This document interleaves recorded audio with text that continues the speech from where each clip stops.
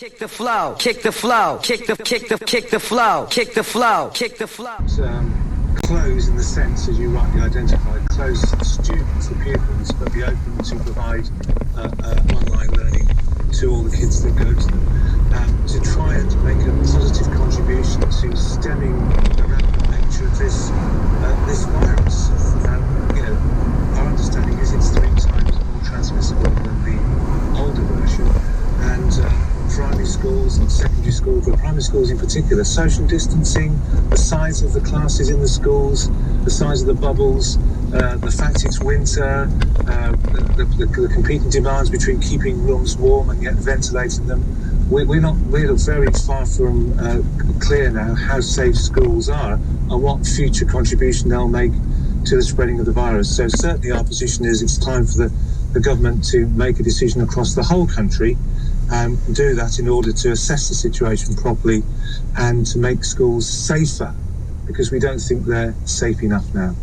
And forgive me if this is a leading question, but it was difficult not to notice that this U-turn has come on the heels of hospitals now saying that there are children severely sick with COVID in hospital wards. And this is something that we've heard from NHS workers throughout the week on LBC. They're now seeing young people with no underlying health conditions very, very poorly in ICU units.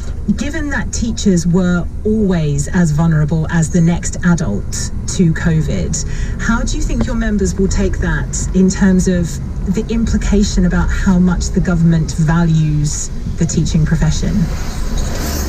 Well, I'm afraid teachers are quite used to the cynicism of central government, of many central governments over many years, to be honest. But you make a valid point, and we don't want to see anybody catching this virus if it's at all possible to avoid it. But what we do know is that the risks are going up, and our members are feeling it very much so. I mean, two days ago we were discussing the fact that the secondary schools largely wouldn't be open the next 2 weeks.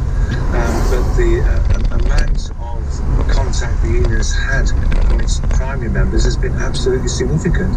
Increasing numbers of them are very anxious about being in school because they can see how the increase in infections had been just in the period running up to Christmas, both for kids but also for the education workers in the schools as well.